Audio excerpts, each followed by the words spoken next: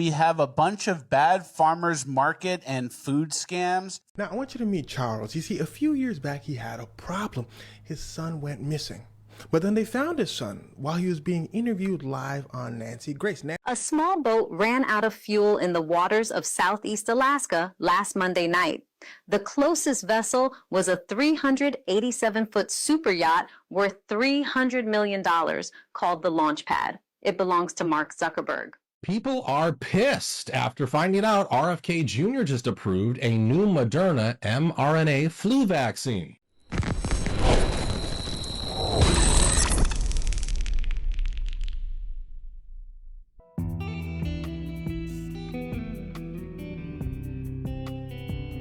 Hey you guys, welcome back to another CC Reacts, where we watch the fun, weird, crazy, and interesting and question everything. Real or fake, you decide, let me know, leave it in the comments below. I will meet you there after the video. The video is for entertainment purposes only. Trigger warning or two, not quite sure yet what we're going to see. I have a few clips left over from the last video. I'm going to get right into the video.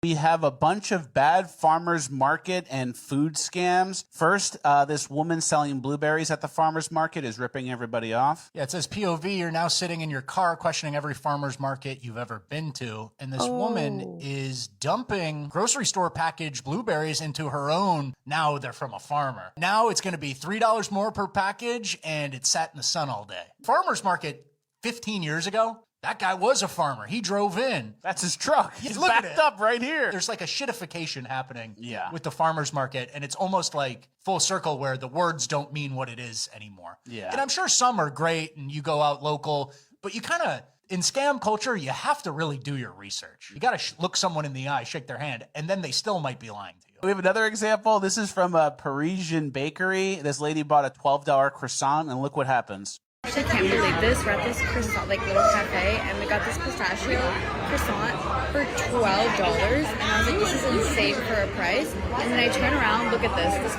The delivery guy just came in. Oh my God, what's more? Croissants are from Costco.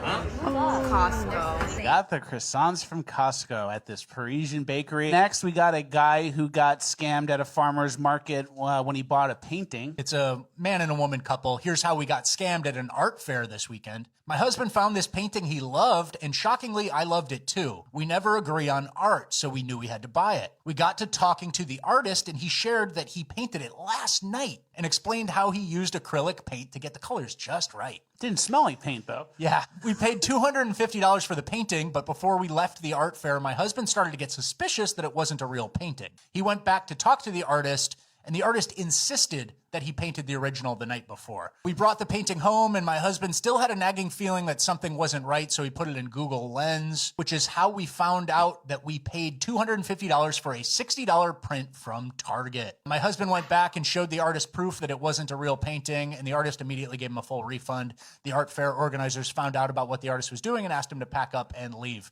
I like how they're still calling him the artist. Well, I guess it's scam artist, the scam artist in parentheses. That is absolutely nuts. I don't know if I've ever heard scam culture before, but so fitting.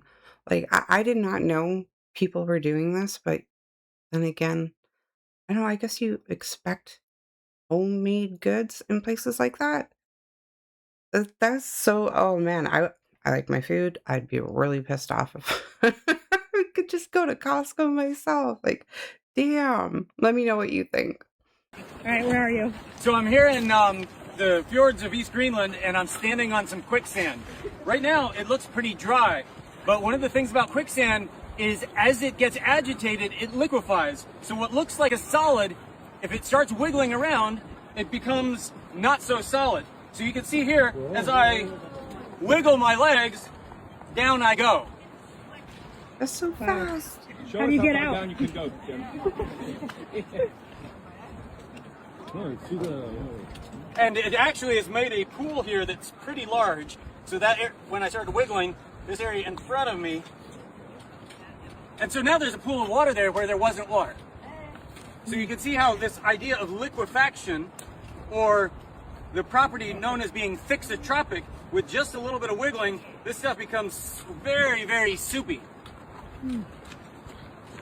Quicksand is probably one of the most contradicting things that there are on the world, because growing up, I feel like we were taught that quicksand was this incredibly dangerous thing. We all thought that we were going to be walking and then just sink into quicksand and be gone forever. You can see in this video that is not the case. Quicksand is not like some special type of sand. Quicksand is literally just sand that is mixed with enough water that the particles have some area to move around. And you can see in this video, this sand is kind of drenched with water, and it allows you to kind of find these pockets where you can like sink down into the sand. Now, yes, you can kind of go down into it, but you're not just going to sink down into the sand and disappear. And when you do get in quicksand, yes, if you move around real quick and stuff, you can kind of inch your way down and keep going down. But as you see in this video, if you're kind of a slow and steady movement and you get one foot out and kind of put that to the side and then get your other foot out and you just move slowly and steadily, usually quicksand is not something you're going to have to worry about.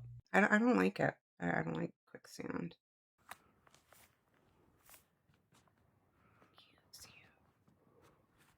Oh no.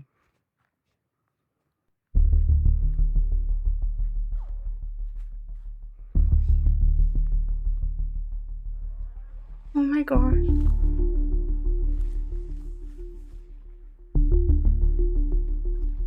Y'all are just serving yourself up like a buffet, like a tent.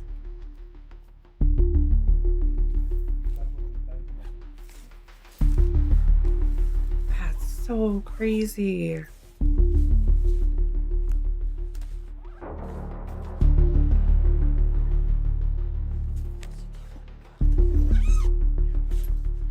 Would you sleep? Would you feel like what? A pride? No. Like, I have anxiety and I'm watching it because I'm just like, how can people's guards are just be so damn?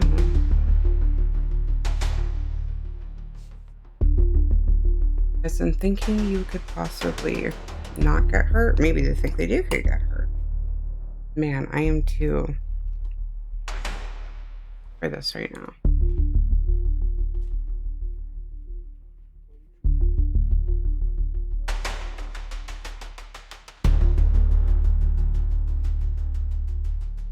See, I would never do a safari. I can only watch them.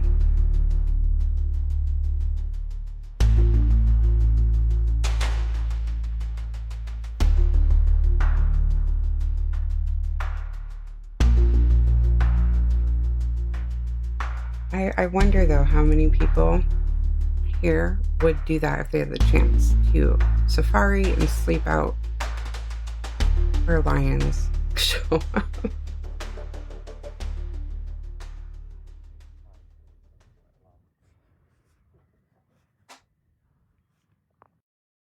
You cannot give an inch with this kind of stuff because they are wearing these glasses in the most intimate settings and now not disclosing that they're wearing these glasses. Now people know enough about these meta glasses where patients are coming forward. One woman went to her doctor's appointment where women have to get completely undressed in front of him, realizes he is wearing not just Ray-Bans, he's wearing meta glasses. So when she asked him, hey, are those meta glasses?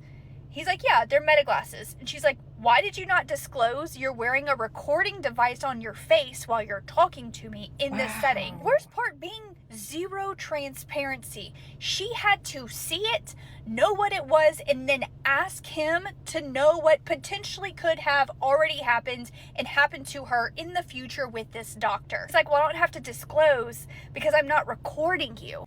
The audacity. And she's like, people have gotten around the little flashing light for people to know if they're being recorded or not. So now I feel like I can't trust you. Maybe this would be a completely different conversation had he walked in and been 100% transparent. Hi, I am wearing meta glasses. They're not recording right now, but I may record them for your patient chart or whatever your reason would be as a doctor in this situation to record something with your meta glasses. But he didn't do that. He then says, well, I have a wife and a 9-year-old, so why would I do that? As if being married with a child somehow means he's not going to be a pervert? I'm sorry, sir, why are you wearing a recordable device on your face when women have to get undressed in front of you as the doctor in a medical setting?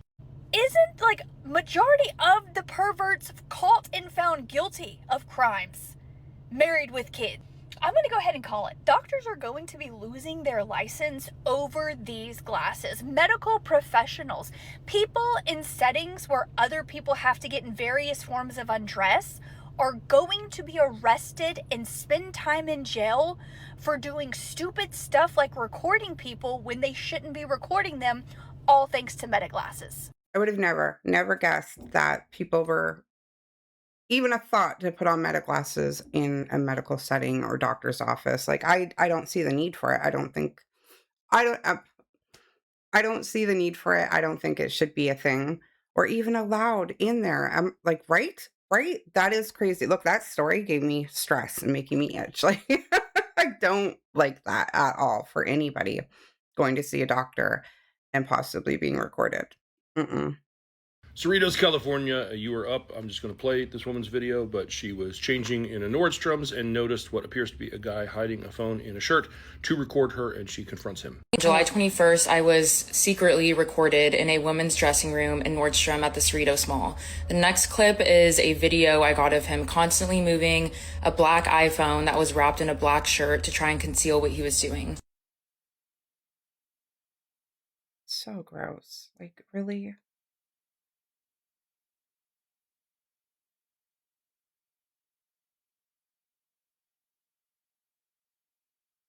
I then threw my clothes back on and started banging on the dressing room door, telling him to come out and that I knew he was recording me.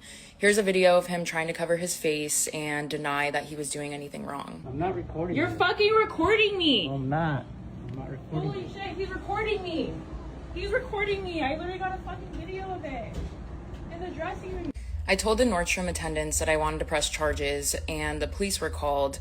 So as we were following him out, we were told that mall security was going to follow him and keep eyes on him. So I assumed that he was going to be detained until the police got there. But about 5 minutes later, we were told that he was able to leave the premises and get away. The police took my statement, but so far I haven't heard anything from them and I doubt anything is going to happen. So I'm taking this to social media to gather any information I can on who he is. When he pulled his phone out to try and show me that he wasn't recording me, he instead pulled up a random photo album of a bunch of pictures of babies, which leads me to believe that he either has a family of his own or a baby of his own, and for being the sick, disgusting monster that he is, he should be nowhere near children. Of course, they let him get away, but the internet is forever, so we will find him.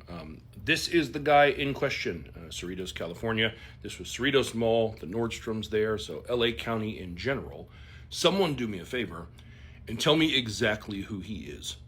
Yeah, I'm going to share that one. People helping people, maybe he'll get caught. That is so absolutely on every level unacceptable to be recording anybody in the changing rooms. Like, come on. We are so far past that. Like, this is so, I always, even though my kids are grown, I'll stand outside the changing rooms while they're trying stuff on, just because you never know what someone might be doing in a change room nearby.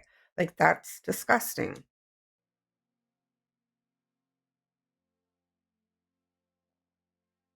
Freaking awesome!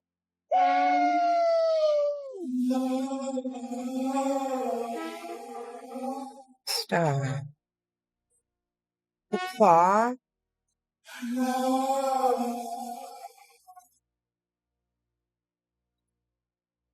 That looks real.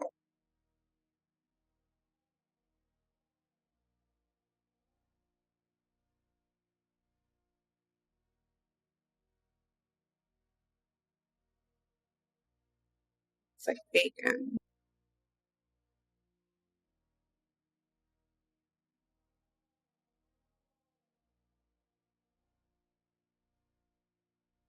So much like bacon. Wow. What was that? Data centers don't use water, and we've been lied to. Listen to this. My name is Doug Seavey. I live at 3392 64th Street, Palo, Iowa. I've called the mayor and suggested that I get put on some kind of a committee because I'm Palo's resident expert.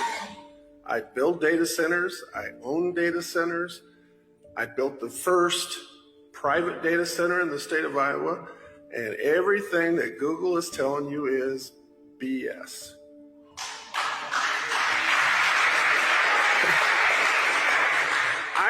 I have a data center right now that's running in Hiawatha, and I have been there 14 years and have never used 1 gallon of water. What Google isn't telling you is they don't want to use the technology because it costs more. They're going to burn through the water, and when it's done, and they don't care. Then they'll put the money in. And so I can guarantee you, if you guys want to start a committee, I'll volunteer because I'm the expert. I build them. I'm working on one right now. I'm working on one in Milwaukee. I live here, and if I told you on the phone, I called you and talked to you, and I said, you should really let me help you. I never heard anything back. And I warned you. I said, my well goes dry. I'm coming after you because I know what's going on.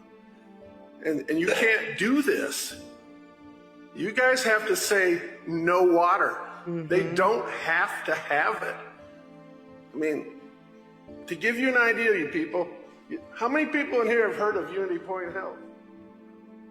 Okay?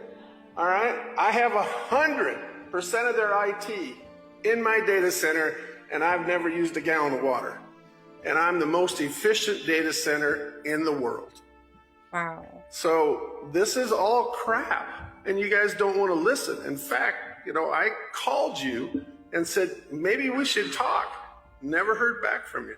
So if you guys want to put a committee together, you want us to believe you can call that me. The water's gonna I'll tell you the truth, and I can explain everything to you how this works, because they're lying to you. Big time.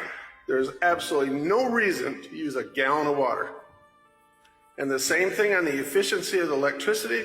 They're doing the cheapest way they can. All they want to do is get the gravy, and when it turns to shit, they're gone. When the water Google runs is out, not our friend.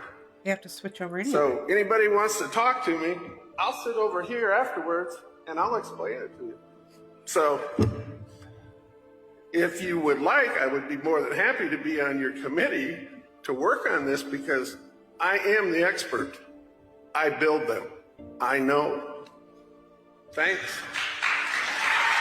I've read that and I've seen other videos before that they don't need water, but it is the cheapest starting point for them. So that's where they start at. If the water is all gone, then they'd have to switch over to another resource, which is more expensive. So isn't there a way to fight that, you think? Like, when they come in, for whoever is agreeing to this, that they do not use water, they can use another way?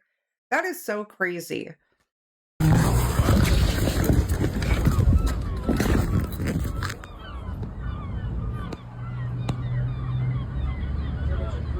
Ooh. Yeah, we see those a lot. Are they going to separate and disappear? Go out.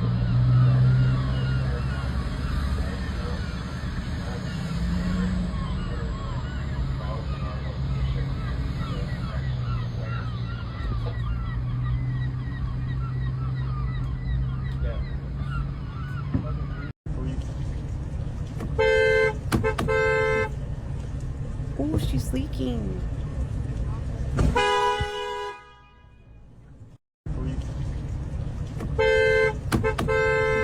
Oh my goodness. Is that a Tesla? What kind of car is that? Somebody let me know what kind of car. There's not a... Is it a plug-in car? Okay, I need to know now. Is that real? Oh. I feel like it's real from where it started in the video. Guys, somebody's getting fired. أعوذ بالله من الشيطان الرجيم.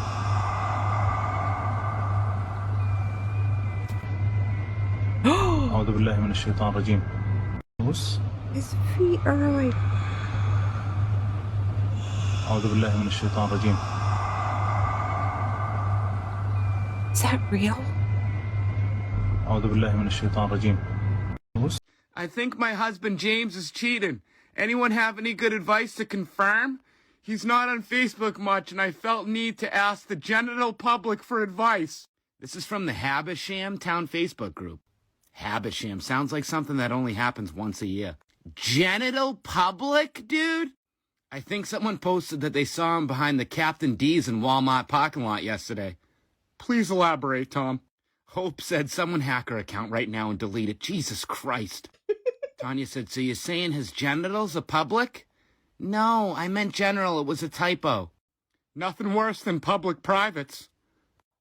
I got my account back. We are good. This is real. James has been running in G around, I believe, for roughly 8 years, and I'm sick of it. And sick of him. I try to salvage out marriage. It's not worth it. I need proof now. Well, you came to the right place, Mary. Joe said, just end it and move on, dude. Town Facebook groups are like live TV. Mary said, that's very true. I suppose a part of me doesn't want to face the hard truth. The hard truth from the genital public? Nessa, clever, said 2 choices, move on or feel the way you do for the next 40 to 50 years. Mary said, Vanessa, I'm old. I don't have 40 to 50 years. 3 at best if I don't quit smoking. Nothing worse than genital public. Artie said it. I don't know. I read on here a couple days ago someone was pooping in the Walmart parking lot. What's going on in Habisham? Tanya said, exactly how do we confirm his public genitals?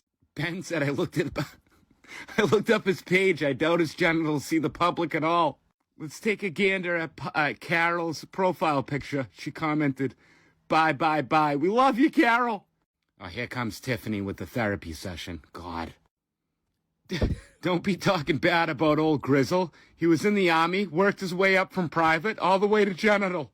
Joey said, PM sent to you. Pet peeve when people say PM. I don't like it. What'd you say, Joe?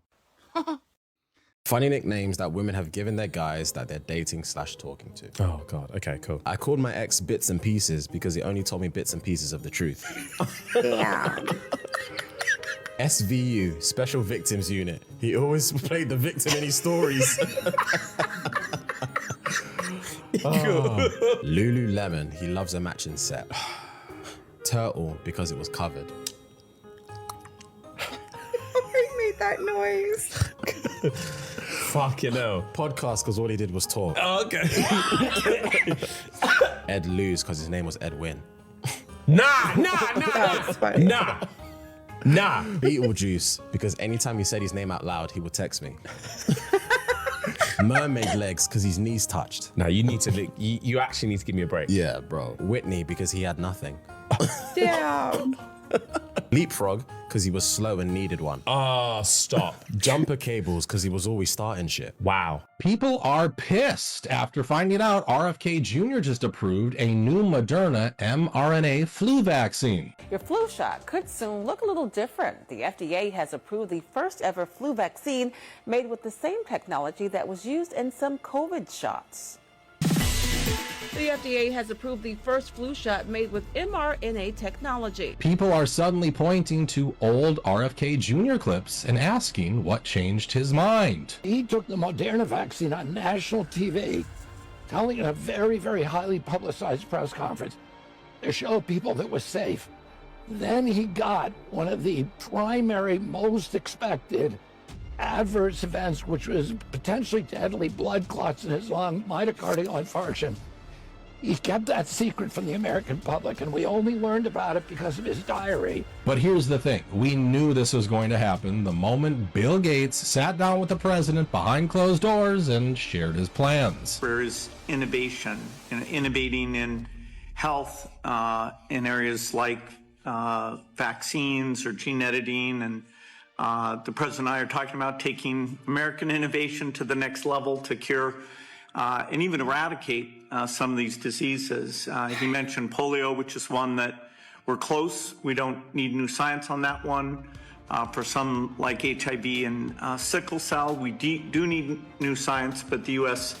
Has the seeds that in the same way that Warp Speed took those seeds and put them together, I think something fantastic can be done. We even knew RFK Jr. couldn't deliver when he suddenly started promoting wearable technology on every American.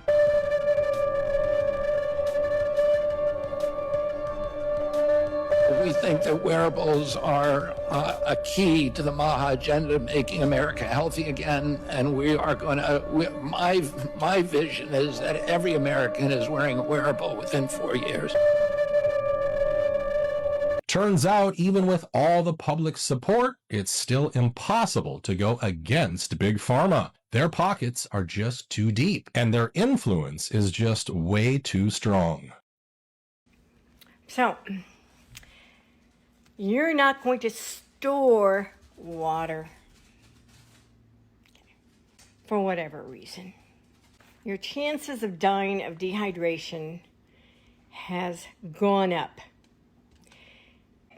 You cannot trust on an external source for water when shit hits the fan. You cannot. Take the stream, take the lake water, store it now, please. 90 days minimum. 1/2 gallon per person and animal minimum. Stored in your home. Where at? Wherever you can find a space. Told you could put it inside Mylar bags, double seal. It would lay flat. I'm giving you all the information I can possibly give you to save your life in a trying time, because you're not going to drink water like you're doing it today. I drink a lot of water, so does Janet, so we're fine, and we have tons stored. You're going to be under stress. Your body needs more water than what you normally drink. Now, here's the signs of dehydration for those who are not with it. In a stressful situation, you lose body water fast. Your blood thickens. Your blood pressure drops. Your heart stops functioning effectively. Then it starts beating faster to compensate. You stop sweating. Core body temperature gets hotter. Guess what happens? Within 3 days, you die. Now, during all of that process, your mental faculty goes down. Okay? You start hallucinating. 2.2 million people in the world die per year from dehydration. Do you want to go that way? Find space. Store water. 100%. You never know. Fill up old milk jugs, pop bottles, anything you have. Just start filling them up. Rather have it and not need it than need it, not have it, right, you guys? People helping people, watching out for each other, absolutely. And I did not know the data centers sound like that. Maybe I've heard a clip here or there, but I don't remember.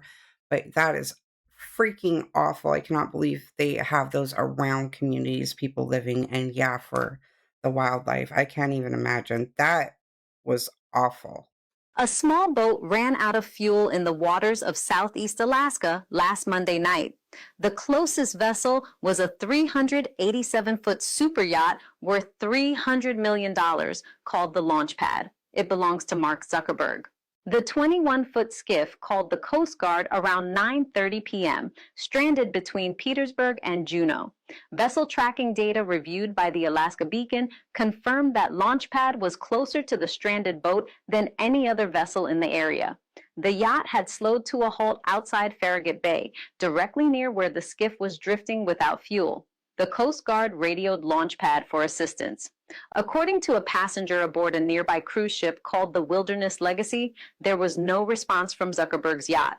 The Wilderness Legacy's captain made a decision. The cruise ship steamed around the stationary superyacht, located the stranded skiff, and towed it into the sheltered waters of Farragut Bay.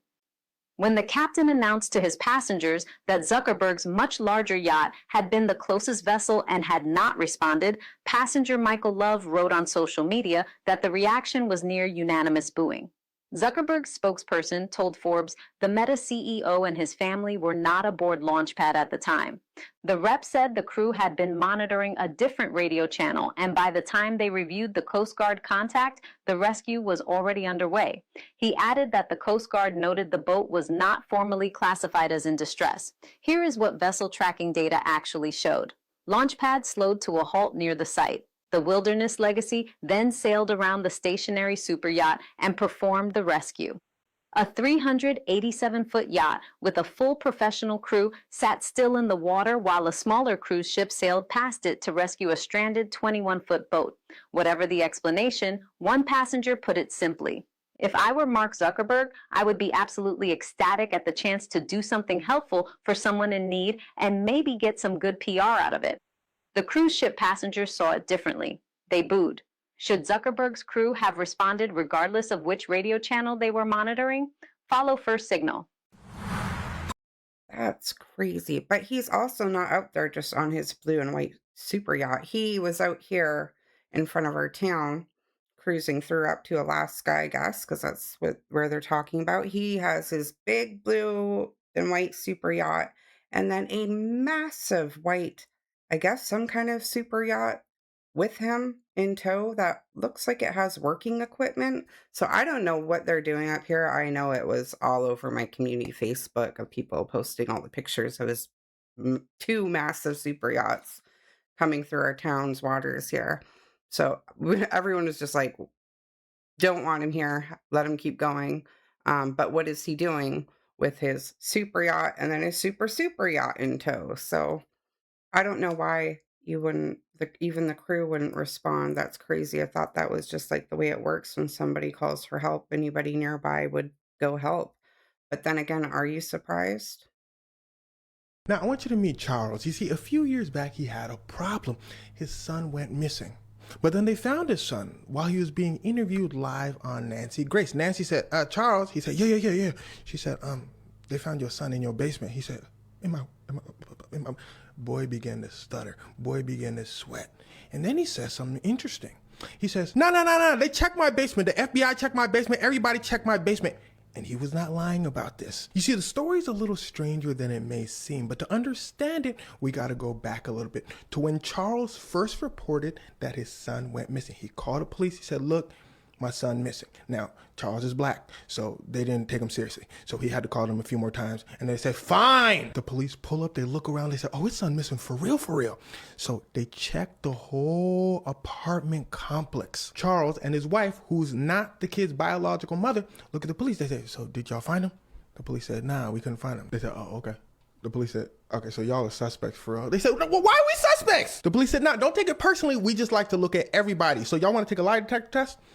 The father says, yes, I would love to take one. Sure. He takes one. The results are inconclusive. All right. So they look at his wife. They say, you want to take one? She said, nah, I'm straight.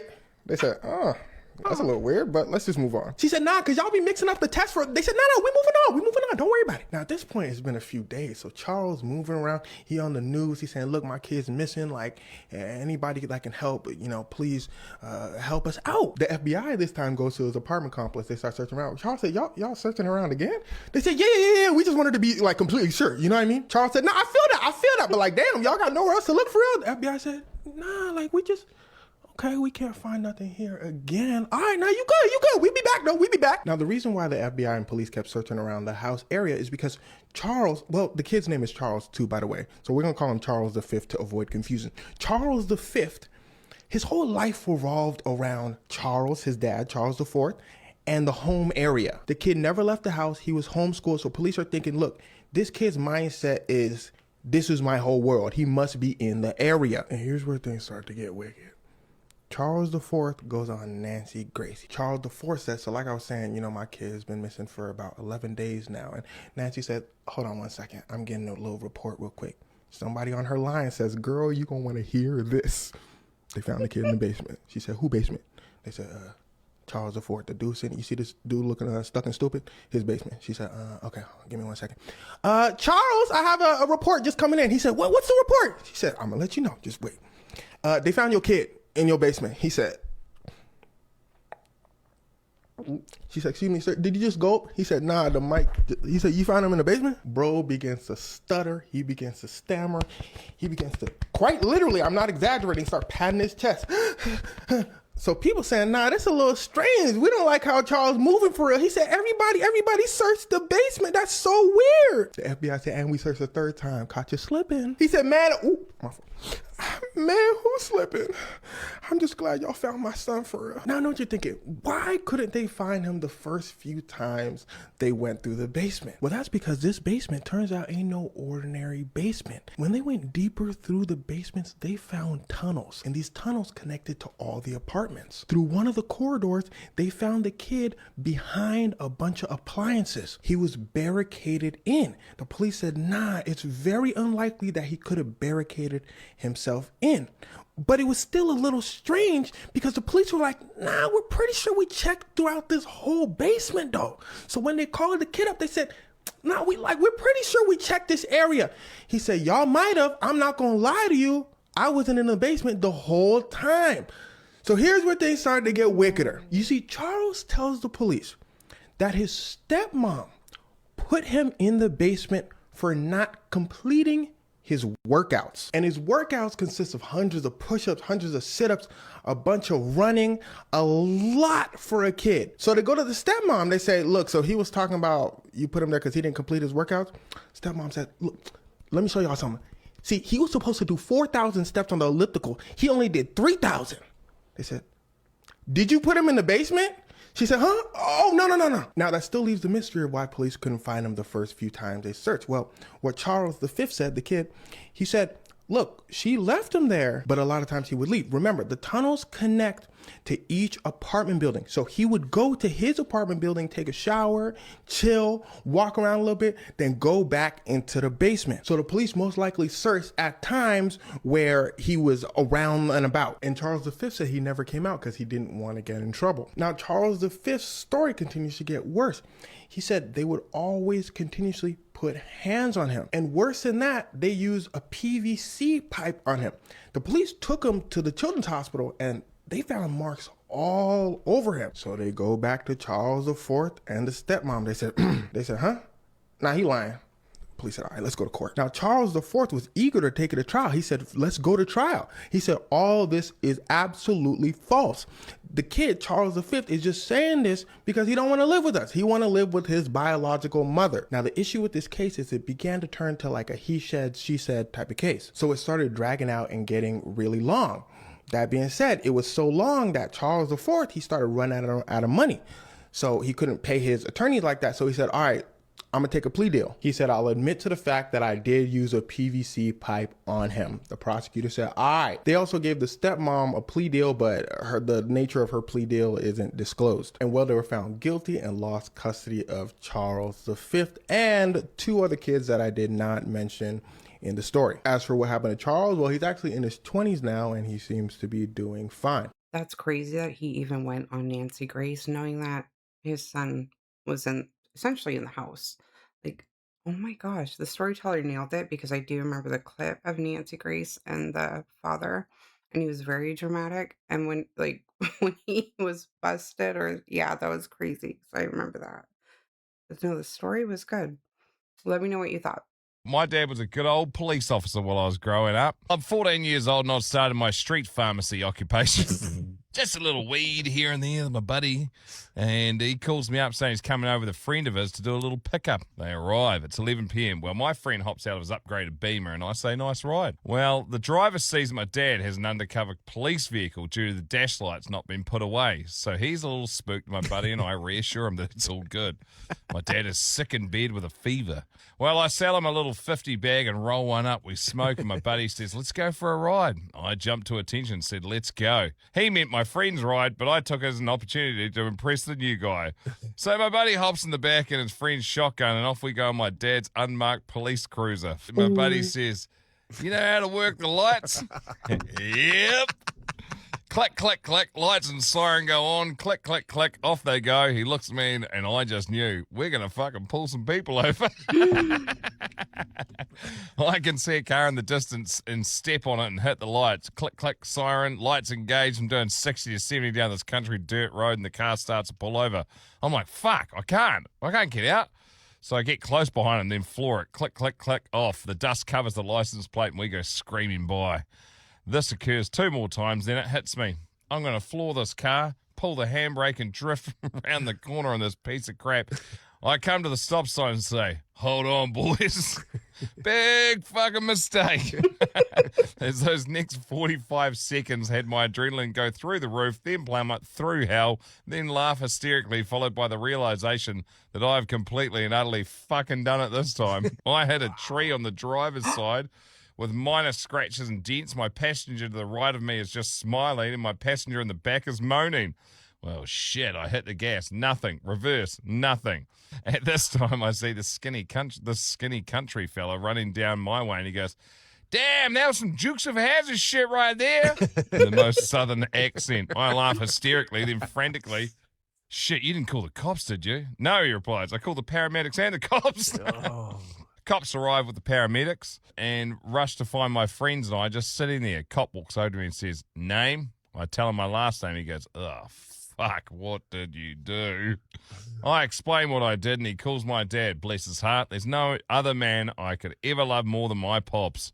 He approaches, shakes his head, and says, get the fuck in the Jeep and don't say a fucking word to me. Not one word has been spoken of that day, no charges, and oh yes, the back passenger that was moaning, he managed to hit his head on the driver's side rear window all the way to the passenger side. He's rushed to the hospital where they tell him he's broken his neck with no permanent damage, but if he sneezes the wrong way some stage in the future, well, fuck, boys. My dad was a good old police officer while I was... All right, you guys, I am gonna end it there. I hope you liked it. I hope you enjoyed it. Again, let me know. Leave it down below. I will meet you guys in the comments. Do not forget to question everything, and until next time, stay safe.